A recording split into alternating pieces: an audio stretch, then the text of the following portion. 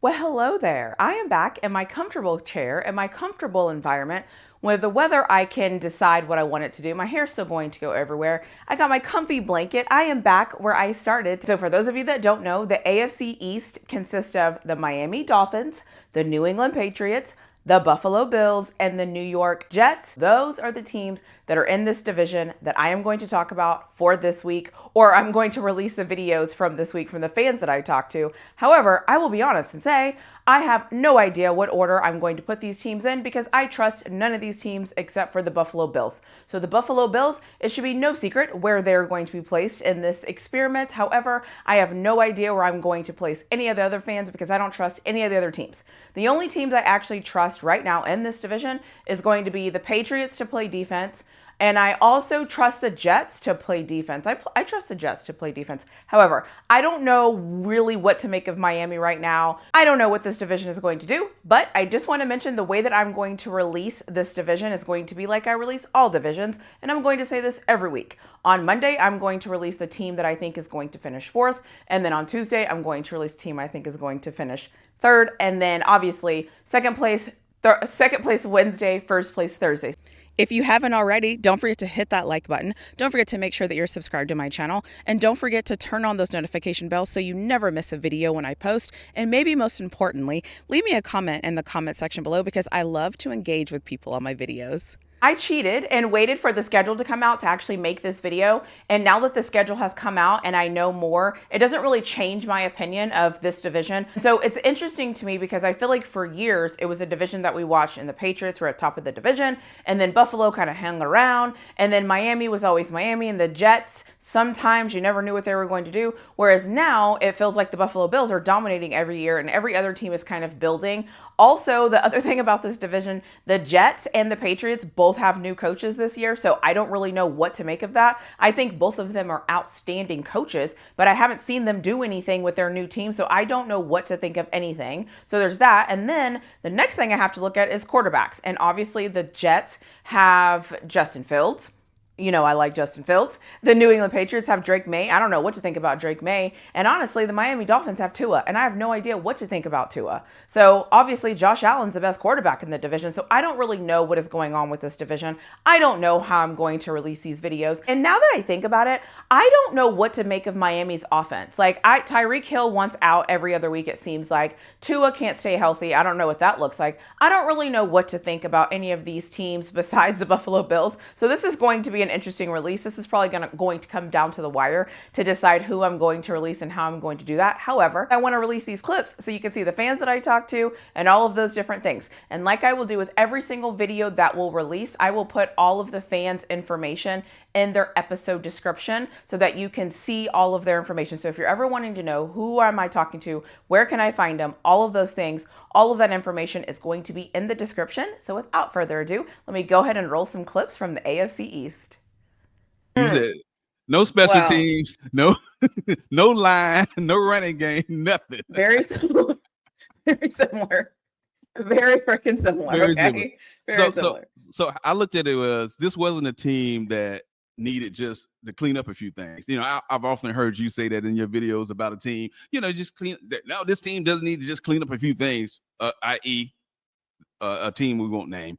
But Exactly. I believe it needed a strip down to be a re-imaging team. You know, So rebuilding. Yeah. yeah, rebuilding. You know, and Yeah. I think ownership finally acknowledged by their previous moving on from Bill Belichick Yeah. that it was time for a new regime. And I think with last season, it exposed the gap between what I would consider to be tradition and modern football.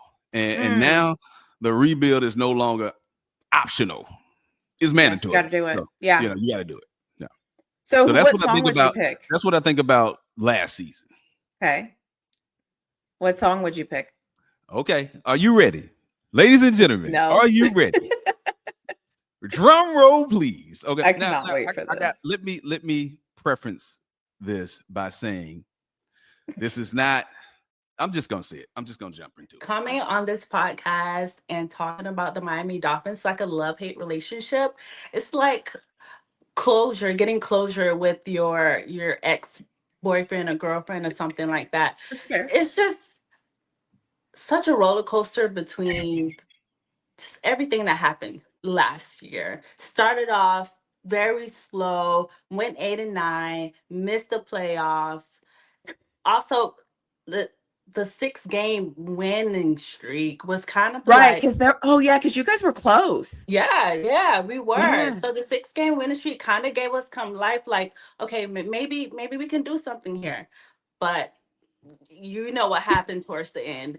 And it was Right. just like, it's just, I'm not sure exactly. Also, too, the injuries really took a toll on us. The Yeah, roster that's true. holes definitely took a toll as well. It was just a combination of things that wouldn't put us past the first round of Yeah. playoffs. Or Yeah. so it's just like, what can you do? But as a fan of the Miami Dolphins, this is not anything new. Literally every year, it's the same thing. The same thing happens. We get riled up and we think we have some stuff going. We make it to the playoffs, we get kicked out. It's just one of those things. Like, it's just never gonna change. Yeah. I don't know. Should I stay with them, or just do I just compromise and stay with them? It's just one of those things. I love hate relationships, but it is what it is. It is. How are the fans now at this point? So the season ended, got the new coach. He was rubbing people the wrong way. All the things happened. Draft happened. How are they feeling now that they're kind of seeing the puzzle slowly merge? That's a good question. I'd say the fan base is pretty much divided right now. There's a good portion of the fan base that didn't want Aaron Glenn, no matter what he did. They wanted that. They don't want the first-time head coach. They hate it.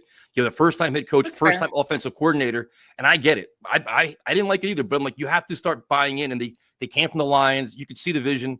So you take the first-time head coach they didn't like, then you get rid of Aaron Rodgers, Devontae Adams. So some people are saying, you know what? You're tanking the season. You guys don't want to win. We're not taking you seriously. So they don't want to buy in.